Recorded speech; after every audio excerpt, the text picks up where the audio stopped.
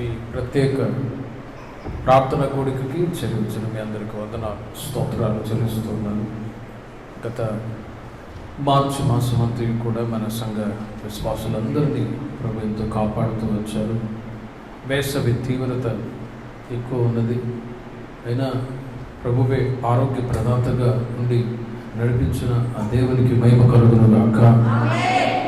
ఏ తెగులు రాకుండా మన గుడారాలని ప్రభు కాచి కాపాడుతూ వచ్చారు. దేవునికి మహిమ కలుగును గాక. ఇకను ఈ ఏప్రిల్ మాసం అంతా కూడా ఆయన కృపాక్షేమాలు మన వెంట వచ్చును గాక. బైబిల్లో యెషయా గ్రంథం 66వ అధ్యాయం, యెషయా గ్రంథం 66వ అధ్యాయం 13వ వాక్యాన్ని మనం చదువుకుందాం. ఒకని తల్లి వారిని ఆదరించినట్లు నేను మిమ్మల్ని ఆదరించదను, యెరూషలేములోనే మీరు ఆదరింపబడెదరు. ఈ మాట, ఈ వాగ్దానం ఈ ఏప్రిల్ మాసం అంతా మీ అందరి పట్ల నా దేవుడు నెరవేర్చును గాక. ఒకని తల్లి వారిని ఆదరించినట్లు నేను మిమ్మల్ని ఆదరించదను, యెరూషలేములోనే మీరు ఆదరింపబడెదరు అని ప్రవక్త అయిన యెషయా ద్వారా దేవుడు తన ప్రజలతో ఈ మాటలను తెలియజేసి ధైర్యపరుస్తూ ఉన్నాడు, ఆదరిస్తూ ఉన్నాడు. దేవుని ప్రజలైన మీరు దేవుని చేత ఆశీర్వదించబడ్డవాడు, దేవుని చేత మేలును పొందుతూ కృపాక్షేమాలు దేవుని చేత అనుభవిస్తూ ఎంతో సంతోషంగా కొనసాగుతూ వచ్చారు. మానవుని జీవితంలో సుఖము దుఃఖము అనేది రెండు కార్యాలు ఉంటాయి. సంతోషపడే సమయంలో సంతోషపడుతూ ఉంటారు, దుఃఖపడే సమయంలో దుఃఖపడుతూ ఉంటారు. సంతోషము అనేది సాధారణముగా ప్రతి ఒక్కరూ వాళ్ళు పొందుకుంటూ ఉన్నప్పుడు ఆ సంతోషం అనేది ఆరోగ్యాన్ని కలుగజేస్తూ ఉంది, నెమ్మదిని కలుగజేస్తూ ఉంటుంది. మరొక వైపు శ్రమ ఒకరి జీవితాల్లో ఎదురైనప్పుడు వాళ్ళ జీవితాల్లో ఆదరణ అనేది చాలా ముఖ్యం. ఏదైనా శ్రమ, ఒక బాధ కలిగినప్పుడు ఆదరించే వాళ్ళు ఉన్నప్పుడు వాళ్ళు ఆదరణను పొందుకుంటారు. ఆదరించే వాళ్ళు లేని పరిస్థితుల్లో చాలామంది ఆత్మహత్యలు చేసుకొని చనిపోయే వాళ్ళు లోకంలో ఉన్నారు. ఆదరించే దిక్కు లేక, ఆదరణతో కూడినటువంటి మాటలు ఎవరి చేత పొందలేని పరిస్థితుల్లో కుమిలి నలిగి ఇబ్బంది పడి మరణానికి గురయ్యేవాళ్ళు లోకములో చాలామంది ఉన్నారు. ప్రతిరోజు మీరు చూస్తూనే ఉన్నారు. అయితే దేవుని ప్రజలైన మీరు ఒకని తల్లి వారిని ఆదరించినట్లు నేను మిమ్మల్ని ఆదరిస్తాను అని దేవుడు వాగ్దానం చేస్తూ ఉన్నాడు. దేవుని ప్రజలకు కలిగేటువంటి శ్రమల మధ్యలో ఒక ఆదరణ దేవుని చేతనే అనుభవిస్తారు. లోకములో ప్రజలు అనుభవిస్తున్నటువంటి శ్రమల మధ్యలో వారికి ఆదరణ దొరకట్లేదు ఈ రోజుల్లో. కానీ స్పెషల్గా మీ కుటుంబాలు దేవుని చేత ఆశీర్వదించబడుతూ ఉండగా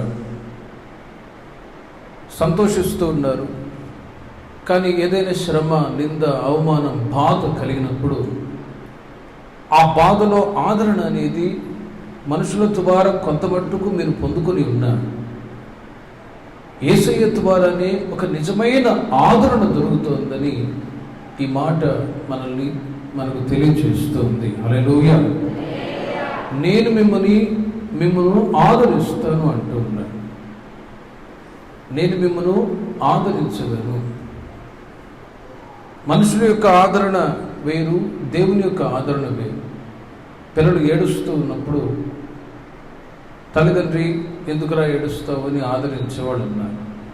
ఏ బాధ కలిగింది, ఏ శ్రమ కలిగింది నీకు అని అడిగి వాళ్ళకున్నటువంటి బాధని నివారణ చేస్తూ ఉంటారు.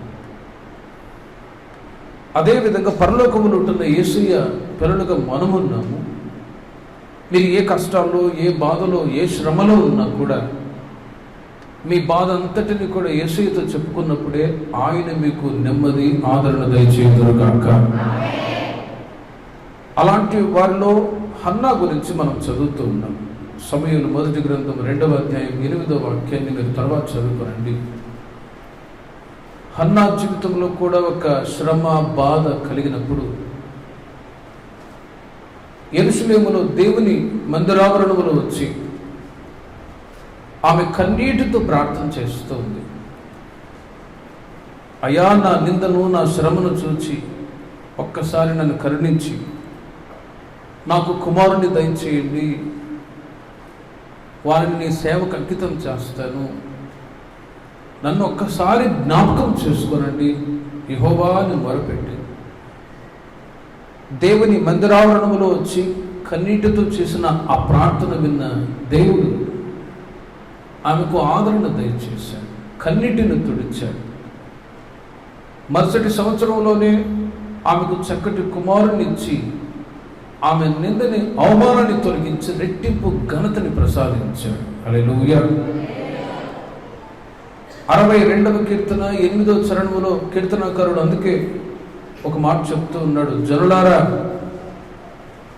62వ కీర్తన 8వ చరణములో, జనులారా ఎల్లప్పుడూ ఆయన యందు నమ్మిక ఉంచుడి, ఆయన సన్నిధిని మీ హృదయములు కుమ్మరించుడి, దేవుడు మనకు ఆశ్రయము అంటాడు.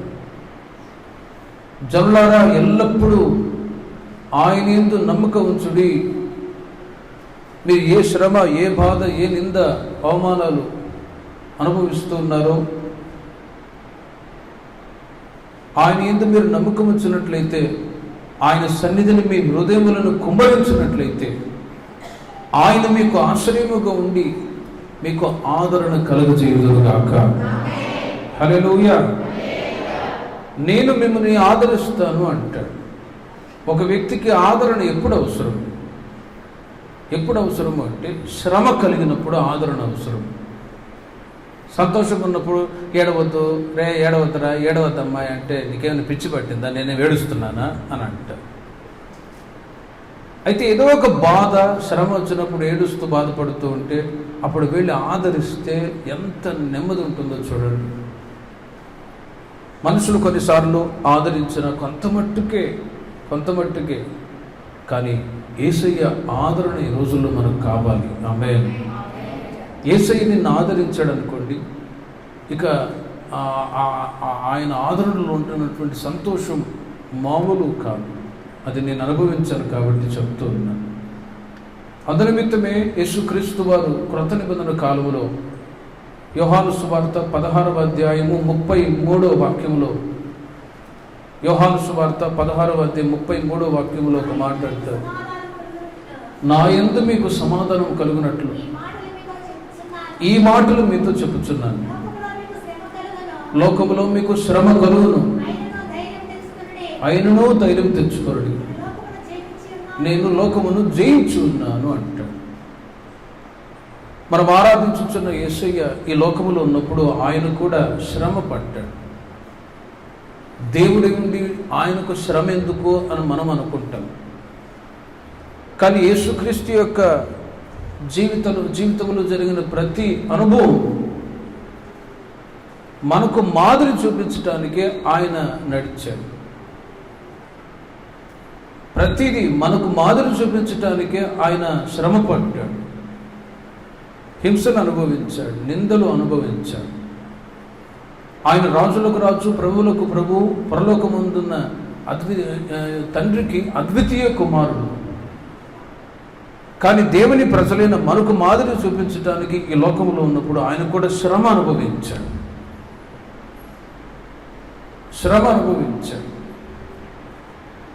ఉమ్మివేయబడ్డాడు, కొరడాలతో కొట్టబడ్డాడు, అపహాస్యం చేసి నవ్వారు. అలాంటి ఒక శ్రమ మనకు కలిగితే మనం ఊరుకుంటామా? ఎవరైనా ఒకరు మిమ్మల్ని అవమానపరిచారు, ఊరుకుంటారా? తిట్టారు, కారణము లేకుండా ఒకవేళ బాధ పెడితే ఊరుకుంటారా? కానీ యేసయ్య ఊరుకున్నాడు, శ్రమ అనుభవిస్తూ వచ్చాడు. తండ్రి, వీరేం చేయించున్నారో వీరు ఎరుగరు కనుక వీరిని క్షమించు అని వారి నిమిత్తం ప్రార్థన కూడా చేస్తూ వచ్చాడు. ఇలా దేవుని ప్రజలైన మనకు ఎప్పుడైనా శ్రమ బాధ కలిగినప్పుడు ఇలా చేస్తున్నామా? ప్రభువా వాడు బాధ పెట్టాడు, వాడు త్వరగా చచ్చిపోవాలి అని అంటాడు. ప్రభువా ఆమె నన్ను బాధ పెట్టింది, యాక్సిడెంట్ చావాలనేవాళ్ళు ఉంటారు. ప్రభువా వాళ్ళు నన్ను ఇబ్బంది పెట్టారు, ఏదైనా యాక్సిడెంట్ జరిగేది నన్ను బాధ పెట్టింది, అందుకే ఆమె కట్టయింది అనేవాళ్ళు ఉన్నారు. అలా అనడం అది ఒక పైచాచికమైనటువంటి కార్యం. శత్రువులు ఎవరైనా ఇబ్బందుల్లో పడ్డప్పుడు వాళ్ళు నన్ను అలా మాట్లాడారు, అందుకే వాళ్ళకి అలా అయింది అనుకుంటే అది మంచి ఆలోచన కానే కాదు. ప్రేమిని వల్ల యేసుక్రీస్తు వారు లోకంలో ఉన్నప్పుడు శ్రమ అనుభవించాడు. ఆయన శ్రమ అనుభవించాడు. కల్వారి సిలువలో ఎన్నో శ్రమ. ఈ లోకంలో ఉన్నప్పుడు కూడా ఆయనని అనేకులు అవమానపరిచాడు. ఈయన ఒక వేశ్య కుమారుడు, ఈయన మరియ కుమారుడు, యోసేపు కుమారుడు అంటారు, దయ్యాలు పట్టిన వాడు అంటాడు. ఎన్నో విధాలుగా ఆయన అవమానపరిచి మాట్లాడుతూ వచ్చారు, శ్రమ పడుతూ వచ్చారు. కొట్టడానికి వచ్చినప్పుడు మౌనంగా వేరే చోటికి వెళ్ళిపోయాడు. కల్వారి సిలువ శ్రమలు ఒక్కసారి ఆలోచించండి.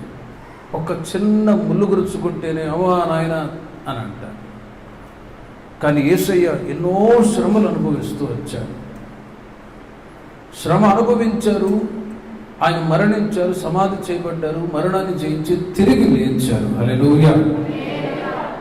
అందుకే ముందుగానే నా యందు మీకు సమాధానము కలుగునట్లు ఈ మాటలు మీతో చెప్పుచూ ఉన్నాను, లోకములో మీకు శ్రమ కలుగును, అయినను ధైర్యం తెచ్చుకోమంటాడు. మనం ఎక్కడున్నాం? లోకంలో ఉన్నాం. శ్రమ ఖచ్చితంగా ఎదురవుతూ ఉంటుంది. ఒకవైపు ఆశీర్వాదాలు దేవుని చేత మీరు పొందుతూ ఉంటారు, మరొక వైపు శ్రమలు కూడా ఎదురవుతూ ఉంటాయి. ఈ లోకంలో ఉన్నాము కాబట్టి శ్రమలు లేని దేశం ఏ దేశం అంటే పరలోక దేశమే. హల్లెలూయా. ఈ లోకంలో ఉన్నంత వరకు ఖచ్చితంగా శ్రమలు అనుభవించవలసిన వారమే. చిన్నవాళ్ళకి శ్రమలు ఉంటాయి, పెద్దవాళ్ళకి శ్రమలు ఉంటాయి. మాకుండే బాధలు శ్రమలు మాకుంటాయి, మీకుండే బాధలు శ్రమలు మీకుంటాయి. ఎవరికి ఉండే బాధలు వాళ్ళకుంటాయి. బట్ దేవుని ప్రజలైన మనకు ఈ శ్రమ, ఈ యొక్క బాధలు యేసయ్యే మనకు నెమ్మది ఆదరణ కలుగజేయుదురుగాక. లోకములో మీకు శ్రమ కలుగుతుంది, అయినను ధైర్యం తెచ్చుకోండి. లోకంలో ఉంటున్న ప్రజలైతే అధైర్యాన్ని పొంది వాళ్ళకు ఎదురవుతున్న శ్రమల్లో ఇక మరణమే శరణం అనుకునే వాళ్ళు చాలామంది ఉన్నారు లోకంలో. కానీ మీకు ఎట్టి శ్రమ వచ్చినా మీరు ఆయన సన్నిధికి వచ్చి అన్నవలే ప్రార్థించారనుకోండి, మీ దుఃఖాన్ని నా దేవుడు సంతోషంగా మార్చునుగాక. ఏ ఒక్కరితో చెప్పనవసరం లేదు. ఒకటి దేవునితో, రెండవది సేవకులతో తప్ప ఏ ఒక్కరితో కూడా సమస్యలు చెప్పుకోకూడదు. అన్న అందుకే ఆయన సన్నిధికి వచ్చి ప్రార్థించడం ద్వారా నెమ్మదిని పొందుకొని, బైబిల్ ఆమె గురించి రాయబడి ఉంది, ఆమె దేవుని సన్నిధిలో ప్రార్థించి వెళ్ళిన నాట నుండి ఆమె దుఃఖముఖిగా లేనే లేదు. లోకంలో ఉన్నారు, శ్రమలు ఎదురవుతాయి. రెండు రకములైనటువంటి శ్రమలు ఉన్నాయి.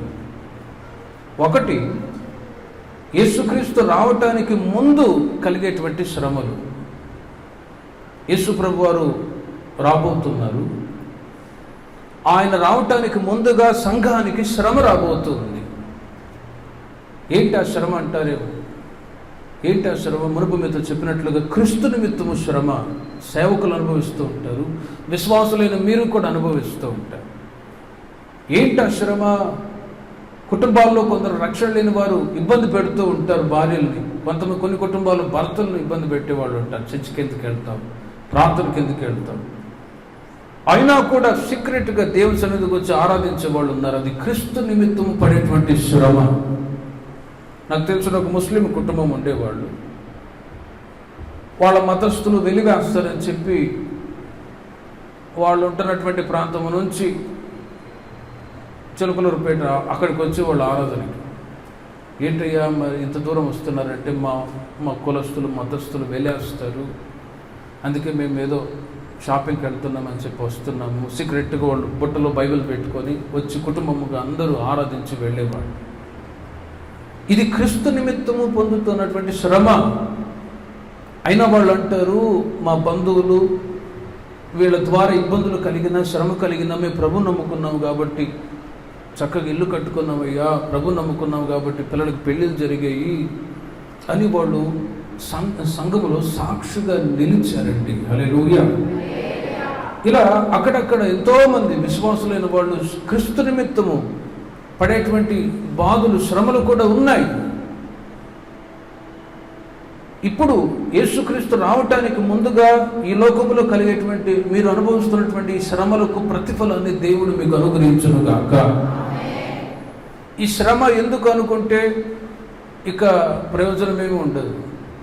శ్రమ ఎందుకులే, రా నేను నరకాన్ని తీసుకెళ్తానని చెప్పి సాతానుగాడు తన రాజ్యాన్ని తీసుకొని వెళ్తాడు. కానీ క్రీస్తు నిమిత్తము వచ్చేటువంటి శ్రమను దేవుని ప్రజలైన మీరు ఎదుర్కొన్నారనుకోండి, ఖచ్చితంగా ఒక శ్రమ వెనుక దేవుడు ప్రతిఫలాన్ని ఉంచి ఉంటాడు. ఆ ప్రతిఫలాన్ని మీరు పొందుదురుగాక. ఒక్కొక్క శ్రమ, ఒక్కొక్క బాధ మీరు అనుభవిస్తూ ఉన్నప్పుడు దాని వెనుక మీరు ఒక విషయం గుర్తెరగాలి, ఒక్కొక్క పాఠాన్ని నేను నేర్చుకుంటూ ఉన్నాను అని. ఒక 20 చాప్టర్స్ ఉంటాయి పిల్లలకి. ఉదాహరణకి ఒక్కొక్క చాప్టర్ని వాళ్ళు నేర్చుకొని శ్రమపడి నేర్చుకుంటే తప్ప నెక్స్ట్ చాప్టర్ని వాళ్ళు నేర్చుకోలేరు. అదేవిధంగా జీవితంలో కూడా ఎదురయ్యే ప్రతి శ్రమ, కీడు, బాధ అవి మీ మేలు కొరకే దేవుడు అనుమతించుదురుగాక. ఒక ప్రతిఫలాన్ని కూడా దేవుడు మీకు దయచేయుదురుగాక. అయితే క్రీస్తు వచ్చినప్పుడు సంఘాన్ని తన సన్నిధికి తీసుకొని వెళ్ళిన తర్వాత లోకం మీదకి వచ్చే శ్రమ, రెండవ శ్రమ ఉంది. అది శ్రమలు, మహాశ్రమలు అంటారు. ఆ శ్రమలు, మహాశ్రమలు దేవుని ప్రజలు ఎదుర్కొంటూ ఉన్నప్పుడు దానికి ప్రతిఫలం అనేది దొరకదు. ఎందుకంటే విడవబడిన సంఘము కాబట్టి, వెనుకబడిన ప్రజలు కాబట్టి ప్రతిఫలం ఉండదు. కానీ ఇప్పుడు దేవుని ప్రజలైన మీరు శ్రమ అనుభవిస్తూ ఉన్నప్పుడు ఈ యొక్క శ్రమలకి ఖచ్చితంగా దేవుడు ప్రతిఫలాన్ని ఇస్తాడు. మీ కన్నిటిని నా దేవుడు నాట్యముగా మార్చుదురుగాక. అందునిమిత్తమే ప్రతిసారి దేవుని సన్నిధికి దేవుడు ఆయన మిమ్మల్ని తీసుకొని వస్తూ ఉన్నాడు. ఏదైనా బాధ కలిగినప్పుడు ప్రార్థన చేయించుకుంటూ ఉన్నారు, ఏదైనా శ్రమ కలిగినప్పుడు సన్నిధికి వచ్చి ప్రార్థిస్తూ ఉన్నారు. చూడండి, ఈ యొక్క అనుభవాలు మీకు లేకపోతే ఆదరణ అనేది దొరకదు. ఈ యొక్క సంఘ సహవాసము అనేది లేకపోతే మీరు క్షేమాన్ని పొందలేరు. ఆయన సన్నిధికి వచ్చి ప్రార్థించే అనుభవం, దేవుని వాక్యము ద్వారా మీ జీవితాలు కట్టుకునే అనుభవాలు ఇవి ఏమీ లేకపోతే మనుషులందరికంటే దౌర్భాగ్యులమై ఉండే పరిస్థితి. కానీ by the grace of God దేవుడు మీకు మనందరికీ ఆయన సన్నిధిని ఇచ్చాడు. ఆయన చేత మీరు ఆదరణ పొందుదురుగాక. శ్రమ వచ్చినప్పుడు దేవుని ప్రజలైన వాడుకు ఆదరణ అవసరం. కొన్నిసార్లు కొందరు అంటారు, ఈ శ్రమ నాకు ఎందుకు వచ్చింది, ఎందుకు ఈ బాధలు కలుగుతూ ఉన్నాయి అంట. బైబిల్లో నేను చూసినప్పుడు ఈ శ్రమలు ఎందుకు వస్తాయి అని ప్రశ్న వేస్తారు. దానికి కారణాలు ఉన్నాయి, దానికి జవాబు కూడా ఉంది. 119వ కీర్తన 67వ చరణంలో 119వ కీర్తన 67వ చరణంలో మొదటిగా కీర్తనాకారుడు దావీదు అంటాడు, శ్రమ కలుగక మునుపు నేను త్రోవ విడిచితిని, ఇప్పుడు నీ వాక్యమును అనుసరించి నడుచుకొనుచున్నాను అంట. ఒక వ్యక్తికి శ్రమలు ఎందుకు వస్తాయి? అన్ని సుఖమే ఉందనుకోండి, వాడు మాట వింటారా? వినరు. ప్రతి ఒక్కరికి ఏదో ఒక ముళ్ళు ఉంటుంది, ఖచ్చితంగా ముళ్ళు ఉంటాయి. దేవుని ప్రజలైన వాళ్ళే వాటిని గుర్తుపట్టుకోగలరు. దావీదు అంటాడు, శ్రమ కలుగక మునుపు త్రోవ విడిచితిని. శ్రమలే లేకపోతే దేవుని ప్రజలు ఏం చేస్తారంటే త్రోవ తప్పిపోయే పరిస్థితులు ఎదుర్కొంటారు. శ్రమలే లేకపోతే ఒక శ్రమ అది దేవుని యొక్క త్రోవలో నడవటానికి సహాయం చేస్తుంది. శ్రమలే లేకపోతే అన్ని అనుకూలంగా ఉండి తిండి, డబ్బు, అన్ని ఫెసిలిటీస్ ఉన్నాయనుకోండి, ప్రభువానికి స్తోత్రం నాకు ఆత్రం అని చెప్పి పడుకొని ఇక ప్రార్థన లేదు, కీర్తన లేదు అనేవాడు. కానీ ఒక శ్రమ మీ కుటుంబాల్లో మీ జీవితాల్లో ఉంది కాబట్టి ఆ శ్రమ ద్వారా దేవుడు మిమ్మల్ని తన మార్గములో నడిపించుదురుగాక. ఆ శ్రమ ద్వారానే మీరు ఆయన త్రోవల్లో తప్పిపోకుండా నడుస్తూ ఉన్నారు. దావీదు తన జీవితంలో శ్రమ కలక్క మునుపు ఏం జరిగిందంటే హ్యాపీగా ఉన్నాడు, సంతోషంగా ఉన్నాడు, శ్రమ ఏమీ లేవు అనుకున్నాడు. సడన్గా బత్షెబ అనే స్త్రీతో వ్యభిచారం చేశాడు. వెంటనే తన జీవితంలో శ్రమలు ప్రారంభమయ్యాయి. శ్రమ పడవలసినటువంటి పరిస్థితుల్లో శ్రమ లేకుండా హ్యాపీగా తిని త్రాగి సంతోషంగా ఉండాలనుకున్నాడు. సులువున చిక్కులు పెట్టే పాపములో పడ్డాడు. అప్పుడు చూడండి, శరీరంలో తనకి ఒక బలహీనతలు, నెమ్మది లేని పరిస్థితి, ఇవన్నీ ఎదుర్కొంటూ ఉన్నప్పుడు నాతాను అనేటువంటి ఒక ప్రవక్త ద్వారా హెచ్చరింపబడ్డాడు దావీదు, నీవు చేసిన పాపం ఎవరికి తెలియదు అనుకున్నావు, ఇదిగో దేవుడు చూస్తూ ఉన్నాడు, నీవు పశ్చాత్తాపడితే సరి. అందుకే 51వ కీర్తనలో దావీదు, అయ్యా నన్ను హిస్సోపుతో కడగండి అయ్యా, 14 విషయాలు ఉన్నాయి అక్కడ, 12 విషయాలు తన నిమిత్తం ప్రార్థన చేసుకుంటూ ఉన్నాడు ఆ కీర్తనలో. సెల్ఫ్ శాంక్టిఫికేషన్, నా అంతరంగంలో శుద్ధ హృదయాన్ని కలుగజేయ్యా, నన్ను పరిశుద్ధపరచండి అయ్యా అని ప్రార్థిస్తూ ఉన్నాడు. తాను చేసినటువంటి పాపాన్ని ఒప్పుకొని విడిచిపెడుతూ ఉన్నాడు. తాను చేసినటువంటి పాపము నిమిత్తమై పశ్చాత్తాపడి తను రిన్యూ చేసుకుంటూ ఉన్నాడు. నూతనమైన హృదయాన్ని నాకు దయచేయమంటాడు.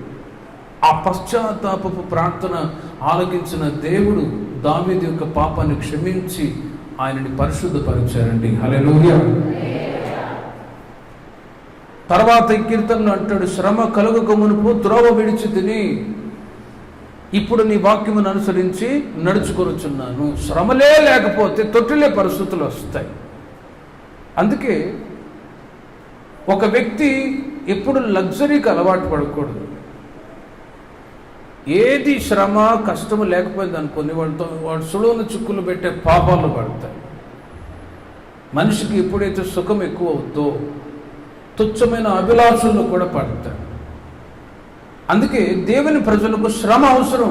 ఏదో ఒక పనిలో బిజీగా ఉండిపోతూ ఉండాలి. అలా కాకుండా ఈ రోజుల్లో సెల్ ఫోన్ వచ్చింది. ఇంకా దాని ద్వారా జరిగే గందరగోళాలు మీకు చెప్పనవసరమే లేదు. అందుకే ప్రియమైన వాళ్ళారా, త్రోవ తప్పిపోకుండా ఉండ నిమిత్తమే దేవుడు శ్రమను మీకు అనుమతించుదురుగాక. ఒకవేళ త్రోవ తప్పిపోయి శ్రమ అనుభవిస్తున్నారు అంటే, శ్రమ మీకు కలిగిందంటే దానికి కారణం ఏంటో తెలుసున, ఎక్కడో ట్రాక్ తప్పావు అని అర్థం. పెద్ద సేవకులు చెప్తూ ఉంటారు, అమ్మాయి ఏదో నెమ్మది లేకుండా బాధపడుతుందంటే ఏదో ట్రాక్ తప్పింది, బాగులేదు. అబ్బాయి ఏదో బాగలేదు అంటున్నాడంటే ఏదో ట్రాక్ తప్పాడు అని. 139వ కీర్తన 24వ చరణములో కీర్తనాకారుడు దావీదు అందుకే ఇంకొక మాట అంటాడు, నీకు ఆయాసకరమైన మార్గము నా యందున్నదేమో చూడుము, నిత్య మార్గమున నన్ను నడిపించుము అంటాడు. దేవునికి ఆయాసకరమైనటువంటి మార్గం ఏది? ఎక్కడ నేను త్రోవ తప్పిపోయాను, ఏ విషయంలో దేవుని యొక్క మాట వినకుండా అవిధేయత చూపాను అని నీవు గుర్తుపట్టి కన్ఫెస్ చేసుకొని ఒప్పుకొని విడిచిపెట్టినట్లయితే మీకున్న శ్రమని నా దేవుడు దూరపరచుదురుగాక. శ్రమకి కారణాలు ఉన్నాయి. వ్యక్తిగతంగా కొన్ని శ్రమలను తెచ్చిపెట్టుకొని దేవుని మీద నేరారోపణ మోపేవాళ్ళు ఉన్నారు. కానీ ప్రేమిన వాళ్ళరా, దావీదు అంటాడు, నీ ఆయాసకరమైన మార్గము నా యందున్నదేమో అయ్యా, నన్ను మీరు పరిశుద్ధపరచండి అయ్యా, నాలో ఏదైనా అపవిత్రత ఉందేమో నన్ను మీరు సరిచేయండి అయ్యా అని దేవుని యొక్క సన్నిధిలో పశ్చాత్తపడుతున్నాడు. నిత్య మార్గంలో నడవటానికి దావీదు ప్రయాసపడుతూ ఉన్నాడు. 23వ అధ్యాయం సామెతల గ్రంథం 23వ అధ్యాయం 29వ వాక్యములో, ఎవరికి శ్రమ, ఎవరికి దుఃఖము, ఎవరికి జగడములు,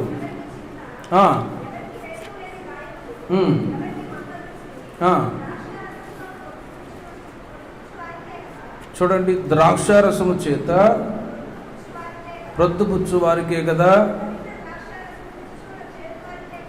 చూడండి, అక్కడ రాయబడి ఉంది, ఎవరికి శ్రమ, ఎవరికి దుఃఖము, ఎవరికి జగడములు, ఎవరికి చింత, ద్రాక్షారసముతో ప్రొద్దుపుచ్చు వారికే కదా. ఏ ద్రాక్షారసం? ఈ సంతలో జరిగే ద్రాక్షకాయలు, సీడ్లెస్ అవి అనుకునేవి, గ్రేప్స్ అనుకునేవి. ఆ రోజుల్లో ఇదొక త్రాగుడు, మద్యం. ఈ మద్యము చేత ఉంటున్నటువంటి కుటుంబాల్లో నెమ్మది ఉంటుందా?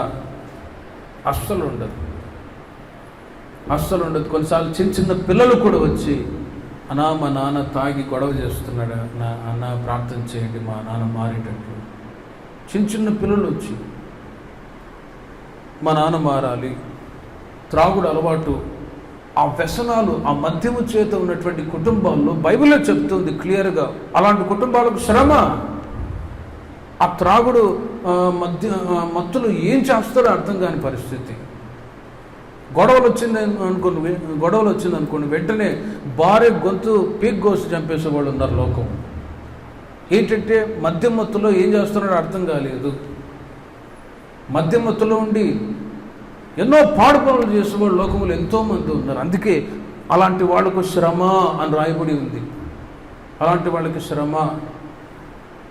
కనుక ప్రేమైన వారు, ఎక్కడ దేవుని ప్రజల జీవితాల్లో చెడు వ్యసనాలు కానీ, చెడు అలవాట్లు కానీ ఉండకుండా పవిత్రతను ఎంతగా జాగ్రత్తగా కాచుకుంటారో, ఆ పవిత్రతను బట్టి ఏ శ్రమ లేకుండా దేవుడు కాపాడుదురు గాక.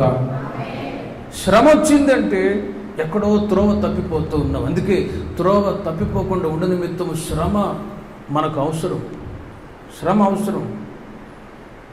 అపోస్తల కార్యములు 9వ అధ్యాయం 1వ వాక్యములో పౌలు గారి గురించి చదువుతూ ఉన్నాం. ఆయన సౌలుగా ఉన్నప్పుడు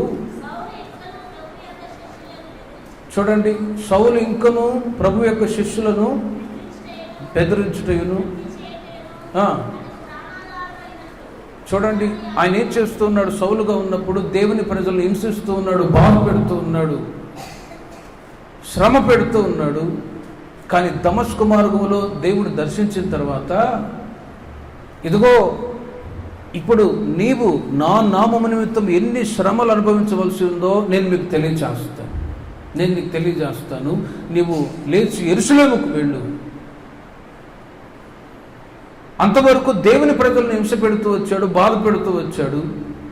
కానీ క్రీస్తుని ఎరిగిన తర్వాత క్రీస్తు నిమిత్తము శ్రమ అనుభవించడం ప్రారంభించాడు. సంఘాలు కట్టేటప్పుడు శ్రమలు, సేవ చేసేటప్పుడు శ్రమలు. అందుకే కొరింథీ పత్రికలు అంటాడు, ఎన్నోసార్లు ఆకలి దప్పులతో ఉన్నాను, ఎన్నోసార్లు వస్త్రహీనుడనే ఉన్నాను, ఎన్నోసార్లు పిడిగుద్దులు గుద్దారు, ఎన్నోసార్లు నిందలు అనుభవించాను అని ఆయన పొందిన శ్రమలను గురించి పౌలు గారు ఒక్కొక్కటిగా తెలియజేస్తూ వచ్చాడు. లోకంలో ఉన్నప్పుడు దేవుని ప్రజల్ని శ్రమ పెడుతూ వచ్చాడు. క్రీస్తులోనికి వచ్చిన తర్వాత క్రీస్తు నిమిత్తం శ్రమ పడుతూ వచ్చాడు. అందుకే ఆయన అంటాడు, ఈ శ్రమ ఇవి నా జీవితంలో ఎదురైనా కూడా ఆయన కృప నన్ను ఆదరించను. హల్లెలూయా. నా కృప నీకు చాలును అని దేవుడు చెప్పిన మాటను బట్టి ఆ కృప చేత తనకు ఎదురైన ముళ్ళు, శ్రమని పౌలు గారు జయిస్తూ వచ్చారు. ప్రేమిన వారులారా, ఎందుకు శ్రమ, ఎందుకు బాధ అంటారు? యేసుక్రీస్తు వారు శ్రమ అనుభవించాడు. ఆయన శ్రమ అనుభవించకపోయి ఉంటే మనకు తెలిసేది కాదు. శ్రమ అనుభవించాడు, మరణం పొందాడు, సమాధి చేయబడ్డాడు, మరణాన్ని జయించి తిరిగి లేచాడు. ఆయన శ్రమ అనుభవించాడు కాబట్టి దేవుని ప్రజలకు కూడా శ్రమలు వస్తాయి. కొన్నిసార్లు తల్లిదండ్రులు ఉంటారు, ఒక పిల్లలకి శ్రమ పడ్డటువంటి బాధలు చెప్పరు. ఆ మధ్య ఒక ఆయన అంటాడు, నాకు 2 పిల్లలు ఉన్నారు, వాళ్ళు భోజనం చేసేటప్పుడు కూర్చోబెట్టుకొని ఆయన చెప్తాడట, జాబ్ లేనప్పుడు నేను చాలా కష్టపడ్డానురా, బాధపడ్డానురా, కానీ దేవుడు నాకు మంచి ఉద్యోగం ఇచ్చాడు, ఇప్పుడు హ్యాపీగా ఉన్నామని చెప్పి ఆయన పడుతున్న బాధలన్నీ పిల్లలకు చెప్తే, డాడీ ఏడవద్దు డాడీ, మేము ఉన్నాం కదా అంటారట వాళ్ళు. ఇప్పుడు అలాంటి మాటలు చెప్తారా పిల్లలకి? పిల్లలకి కూడా మీరు పొందిన బాధలు కష్టాలు చెప్పినప్పుడు వాళ్ళు కూడా తెలుసుకుంటారు,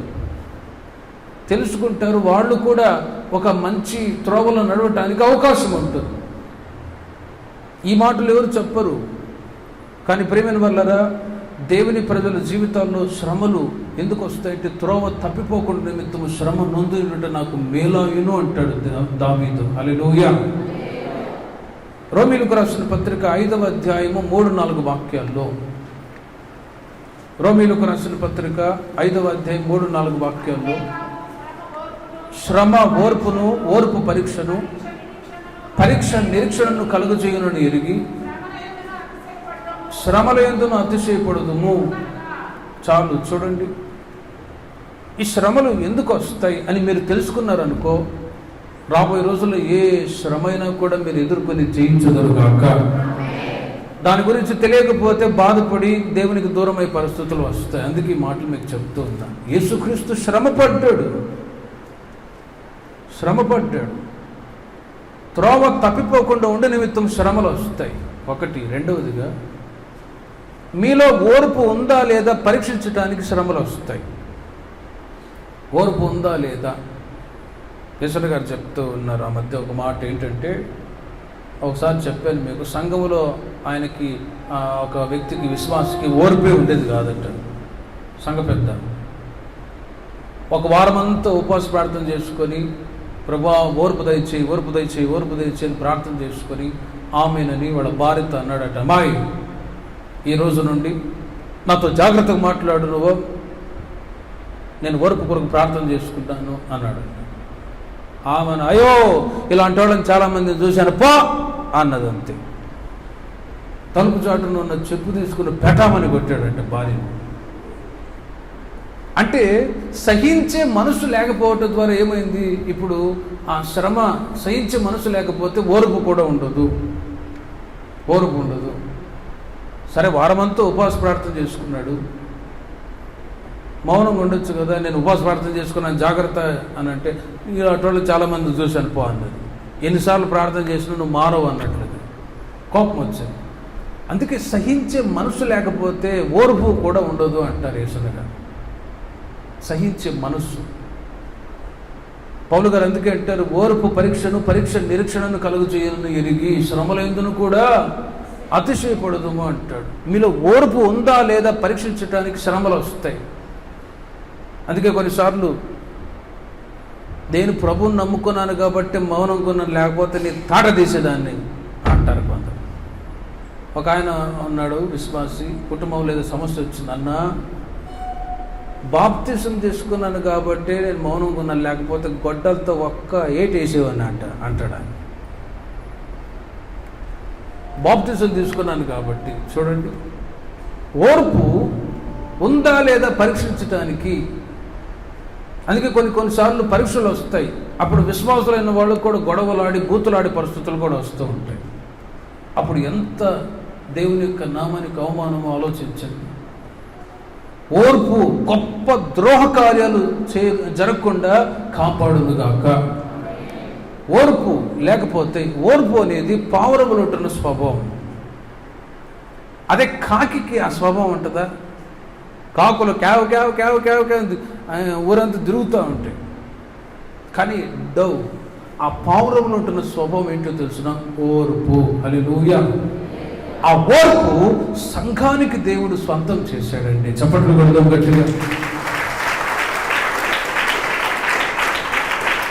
ఓర్పు ఉందా లేదా పరీక్షించడానికి శ్రమలు వస్తాయి. అందుకే ఎలాంటి పరిస్థితి వచ్చినా కూడా మౌనంగా ఉండే సమయంలో మౌనంగా ఉండాలి, మాట్లాడే సమయంలో మాట్లాడాలి. లేకపోతే బీపీ పెరిగి ఇంకా సమస్యలు తెచ్చిపెట్టుకునే వాళ్ళు ఉన్నారు. ప్రియమైన వారలారా, యాకోబు రాసిన పత్రిక 5వ అధ్యాయం 8వ వాక్యంలో కూడా అందుకే యోబు యొక్క సహనాన్ని గురించి మీరు వింటిరి కదా అని ఉదాహరణ యోబు గురించి అక్కడ తెలియచేస్తూ ఉన్నారు. చూడండి, మీరును ఓపిక కలిగి ఉండుడి. అక్కడ రాయబడి ఉంది, ఓపిక కలిగి ఉండుడి, ఓర్పు మీరు కలిగి ఉండండి. ఓర్పు ఎప్పుడు ఓర్పు కావాలో తెలిసిన శ్రమ ఎదురైనప్పుడు ఓర్పు అవసరం. కొన్నిసార్లు ఇంట్లో ఏదైనా సాంబారు సరిగ్గా చేయకపోయినా దాంట్లో ఓర్పు ఉండదు కొందరికి. ఇంట్లో ఏది ఫెసిలిటీస్ లేకపోయినా ఓర్పు ఉండదు. సహనాన్ని కోల్పోయి చిన్న చిన్న విషయాల్లో కూడా ఇబ్బందులు తెచ్చిపెట్టుకునే వాళ్ళు ఉన్నారు. కానీ ఓర్పును దేవుడు సంఘములో ఉంటున్న ప్రతి ఒక్కరికి దయచేయుదురుగాక. ఆ చిన్న ఓర్పు గొప్ప కార్యాలు జరగకుండా కాపాడుతాయి లోకములో. అందుకే ఓర్పు లేనందువలనే దేశాలు కూడా ఒక చిన్న మాట మాట్లాడారు, పలాని దేశంలో అధికారి ప్రెసిడెంట్ ఇట్లా మాట్లాడారు అని యుద్ధాలు చేయటానికి కూడా తెగించేస్తూ ఉన్నారు. ఒక చిన్న నాలుక అది మొత్తం లోకాన్ని తగులుబెట్టేటట్లుగా చేస్తుంది. కనుక ప్రియమైన వాళ్ళరా, మీరు ఓపిక కలిగి ఉండి అని పౌలు గారు యాకోబు తన పత్రికల్లో తెలియజేస్తాడు. హెబ్రీయులకు రాసిన పత్రిక 12వ అధ్యాయం 2వ వాక్యంలో కూడా, హెబ్రీయులకు రాసిన పత్రిక 12వ అధ్యాయం 2వ వాక్యంలో కూడా అక్కడ రాయబడి ఉంది, యేసయ్య కూడా మనము కూడా ప్రతి భారమును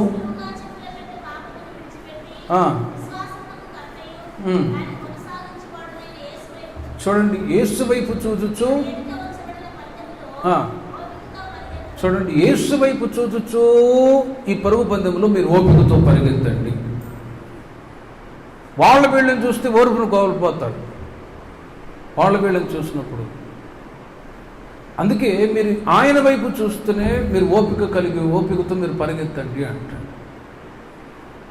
ఇంకొక ఉదాహరణకి స్టెఫెను గారు ఉన్నారు. ఈ మతపించగలిగిన వాళ్ళు, కులపించగలిగిన వాళ్ళందరూ కూడా రాళ్లతో కొట్టి చంపాలనుకున్నారు. అప్పుడు ఏం చేశాడు తెలుసిన? యేసు వైపే చూచాడు ఆయన స్టెఫెను. ఈ రాళ్లతో కొట్టేవాళ్ళు, వ్యతిరేకంగా మాట్లాడే వాళ్ళని చూడలేదు. చూస్తే రే నన్ను కొడతావు రాయితో, నిన్ను కూడా కొడతానని చెప్పి తీసి కొట్టేవాడేమో. ఆ ఫిజికల్ మైండ్ వచ్చేసేది ఆటోమేటిక్గా. కానీ దేవుని ఆత్మ పొందిన వ్యక్తి కాబట్టి స్టెఫెను ఈ రాళ్లతో కొట్టే వాళ్ళని, పటపటామని పళ్ళు కొరుకుతున్న వాళ్ళని వాళ్ళ వైపు చూడకుండా ఎవరి వైపు చూశారు? యేసు వైపు చూచాడు. తండ్రి కుడిపార్శ్వన కూర్చుని యేసు వైపు చూచాడు. అపోస్తల కార్యములు 6వ అధ్యాయము 15వ వాక్యంలో రాయబడి ఉంది, మీరు తర్వాత చదువుకోనండి. యేసు వైపు చూచాడు, చూచి ఆయన నిద్రించను అని రాయబడి ఉంది. ఒకవేళ మనుషులను చూచి ఉంటే ఓర్పును కోల్పోయి కుర్రలుగా మారిపోయేవాడేమో. కానీ ప్రియమైన వాళ్ళ దేవుని ప్రజలైన మనము కూడా యేసు వైపు చూచినప్పుడు ఎవరి మీద కోపడిన అవసరమే లేదు. హల్లెలూయా.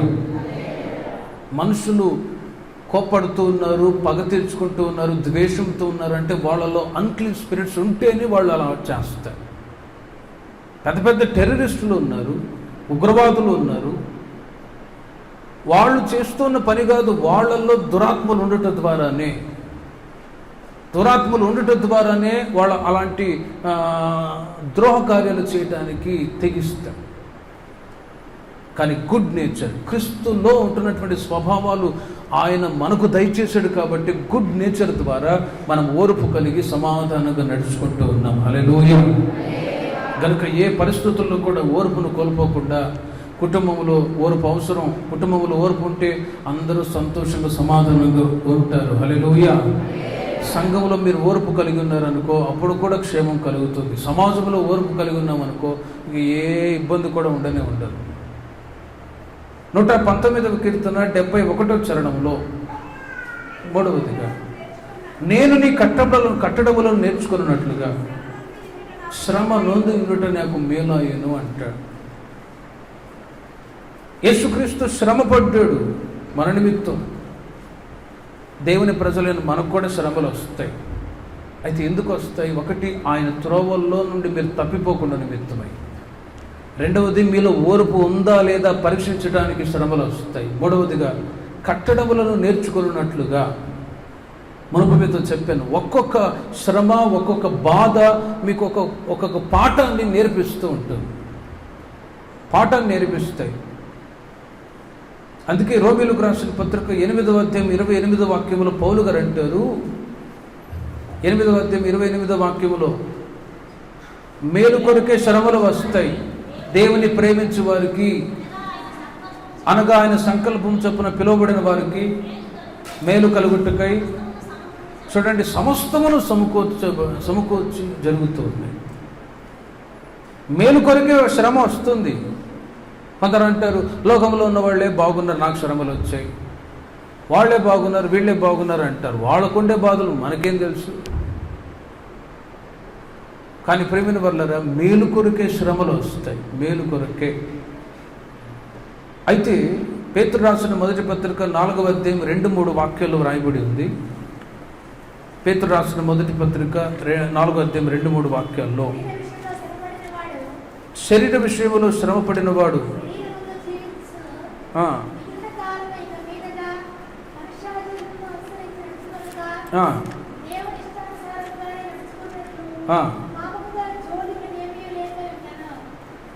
ఒక్కసారి చూడండి ఆ మాటని. క్రీస్తు శరీరమందు శ్రమపడిన కనుక మీరును అట్టి మనసును ఆ విధముగా ధరించుకొనుడి అంటాడు. శరీరమందు శ్రమపడిన కనుక మీరును అట్టి మనసును ఆయుధముగా ధరించుకోనండి. శ్రమపడ్డానికి ఇష్టపడరు కొందరు.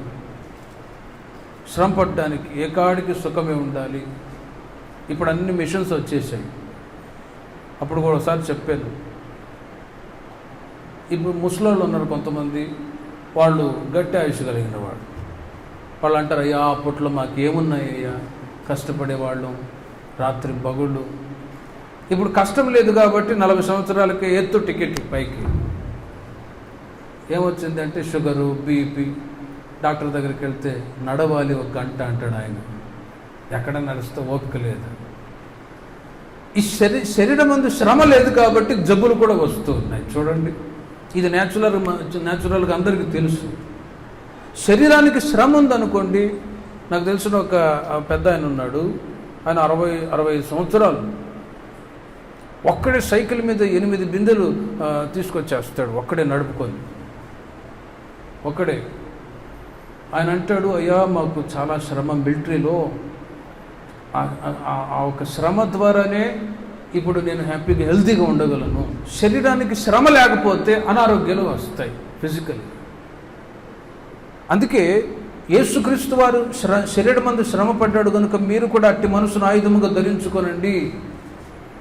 శరీర విషయంలో శ్రమపడిన వాడు శరీరమందు జీవించు మిగిలిన కాలము ఇక మీదట మనుజాసలను అనుసరించి నడుచుకొనక దేవుని ఇష్టానుసారముగానే నడుచుకున్నట్లు పాపముతో జోలి ఇక ఏమీ లేక ఉండును.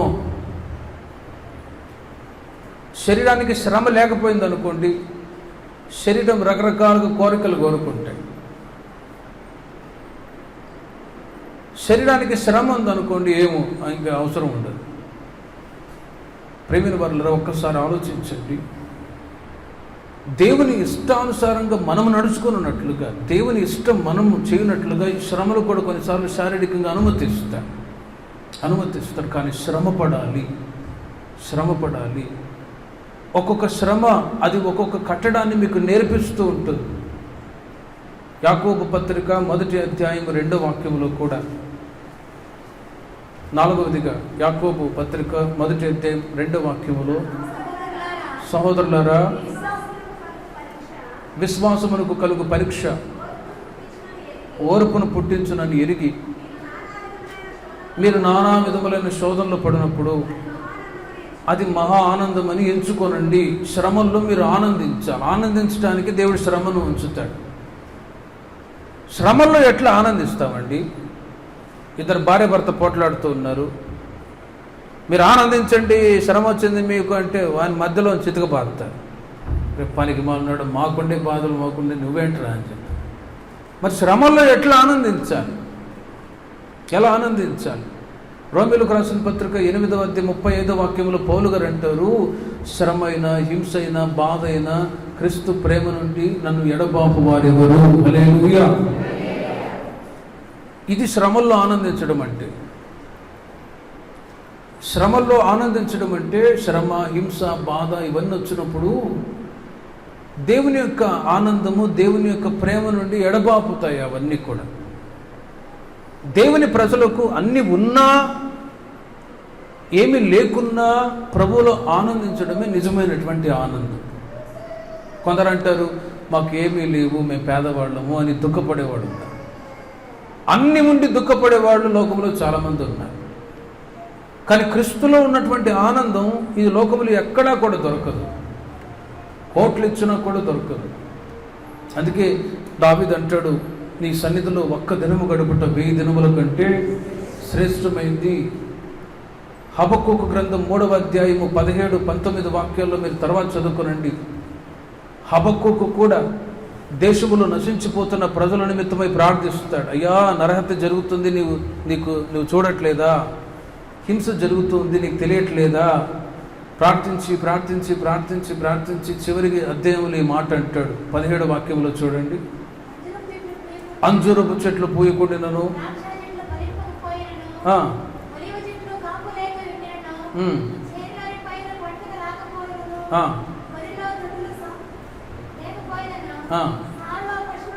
లేకపోయినను నేను యెహోవా యందే ఆనందించదును. హల్లెలూయా. ప్రార్థన చేశాడు, ప్రభువా లోకములో ఇలా జరుగుతుంది కానీ నువ్వు చూడట్లేదా ఏంటి అన్ని ప్రశ్నలతో కూడినటువంటి ప్రార్థన చేసిన హబక్కూకు ద విల్ ఆఫ్ గాడ్, దేవుని చిత్తానికి అప్పగించి, అయ్యా ఏది జరిగినా కూడా నేను మాత్రం యెహోవా యందే ఆనందించదను. హల్లెలూయా. అపోస్తల కార్యంలో 16వ అధ్యాయంలో పౌలు శీలుడు కూడా ఉన్నారు. పౌలు శీలుని తీసుకొని వెళ్ళి జైల్లో వేస్తే అక్కడ కూడా వాళ్ళు వర్షిప్ చేస్తూ ఉన్నారు. ఓ చెరసాలపు పునాదులు కదిలించబడ్డాయి. ఇక ఆ చెరసాలపు యజమాని ఈ ఖైదీలందరూ పారిపోయారని చెప్పి తను ఆత్మహత్య చేసుకోవటానికి వెళ్ళబోతున్నాడు.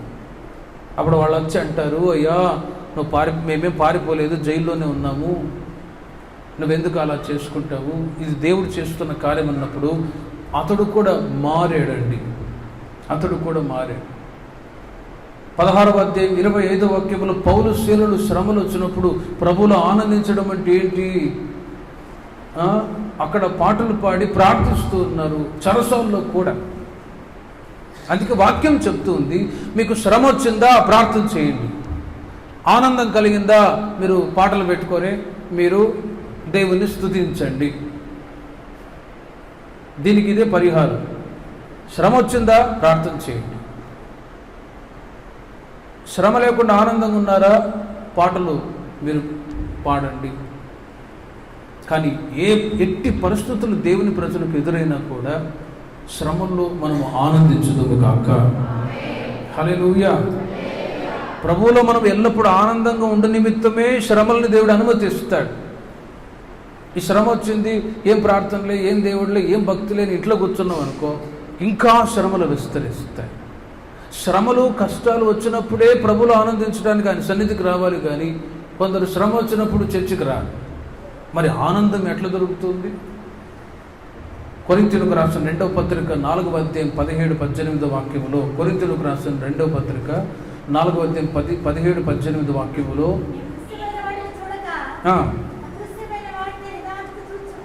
అదృశ్యమైన వాటినే నిదానించి చూచుచున్నాము గనుక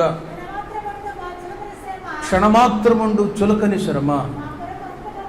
చూడండి, మా కొరకు అంతకంతకు నిత్యమైన మహిమాభారమును కలుగజేయుచున్నది. నిత్యమైన మహిమ కొరకు శ్రమలు వస్తాయి.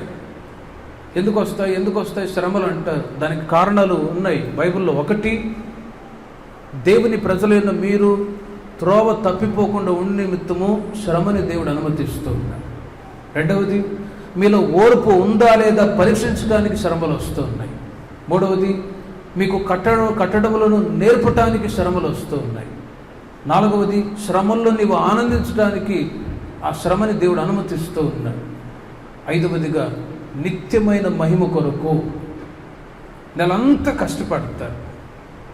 1వ తారీఖు శాలరీ రాగానే చూడండి, కష్టమంతా మర్చిపోతారు. ఓ కష్టానికి ఫలితం దేవుడిచ్చాడు కదా అని. ఈ లోకంలో ఉన్నంత వరకు దేవుని ప్రజలకు ఖచ్చితంగా శ్రమలు వస్తాయి. కానీ ఒకటి మనం గ్రహించాలి, ఇది చులకని శ్రమ. ఎందుకు ఈ మాట చెప్తున్నామంటే, యేసయ్య కూడా శ్రమ అనుభవించాడు. దేవుడై ఉండి, దేవుని కుమారుడై ఉండి ఆయన శ్రమలు అనుభవించాడంటే ఇక మనం పడే శ్రమలు ఏ పాటిదండి? ఏ పాటిది? ఆ మధ్య ఒక అక్క అంటుంది, అయ్యా నాకు శ్రమలు ఎక్కువైపోయాయి. ఏంటి నీ శ్రమ అంటే, ఇంట్లో అంట్లు గడుకోలేకపోతున్నాను, బట్టలు ఉతుకోలేకపోతున్నాను, పని మనిషి రావాలి, గట్టిగా ప్రార్థన చేయను ఆయన అంటే.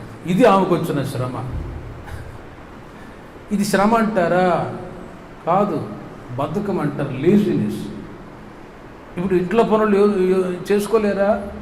పని మనిషి లేనప్పుడు ఏం చేసుకోలేరా? చూడండి, ఆ శ్రమ కానే కాదు, కానీ క్రీస్తు నిమిత్తం పడేటువంటి శ్రమ నిజమైనటువంటి శ్రమ. హల్లెలూయా.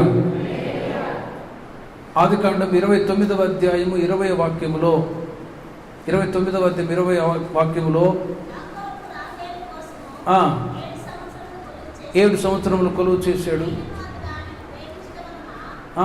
యాకోబు ఆమెను ప్రేమించటం వలన, చూడండి, అది అతనికి కొద్ది దినములుగా తోచెను. చూడండి, 7 సంవత్సరాలు వాళ్ళ మామ దగ్గర కొలువు చేశాడు యాకోబు. సరేనయ్యా పిల్లనిస్తానని చెప్పి రాత్రుల్లో ముసుగు వేసి మొత్తానికి పెద్ద అమ్మాయిని పంపించాడు. మోసం చేశాడు. ఎదుగో మరలా 7 సంవత్సరాలు కొలువు చేయి, రాహేల్ను కూడా పెళ్లి చేసేస్తాను. 14 సంవత్సరాలు అయినా కూడా కొద్ది రోజులుగానే ఉంది అంటాడు. చూడండి, 7 సంవత్సరాలు కొలువు చేసిన అక్కడ ఒక మాట అంటాడు, రాహేలును ప్రేమించడం ద్వారా. హల్లెలూయా. ఈ ప్రేమ నిమిత్తం తాజ్మహల్నే కట్టాడు ఢిల్లీలో. ప్రేమ నిమిత్తం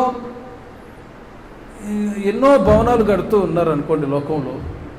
యాకోబు కూడా ఆ రోజు 7 సంవత్సరాలు కొలువు చేసినా కూడా చూడండి కొద్ది రోజులుగానే.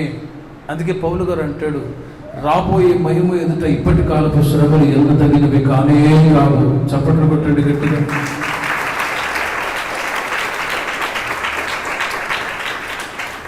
ఆయనైతే రాహేల్ని ప్రేమించి 7 సంవత్సరాలు కొలువు చేసి అది కొద్ది దినములుగా ఇచ్చాడు. కానీ మనం ఎవరిని ప్రేమిస్తున్నాము? యేసయ్యని ప్రేమించడం ద్వారా ఈ శ్రమ నాకేమీ చేయదు, ఈ బాధ నన్నేమీ చేయదు అనే ఒక ధైర్యం యేసయ్య మనందరికీ దయచేయుదురు గాక. అందుకే ప్రకటన గ్రంథం 2వ అధ్యాయం 10వ వాక్యంలో ఒక మాట అంటాడు, ఇదిగో మీరు శోధింపబడినట్లు.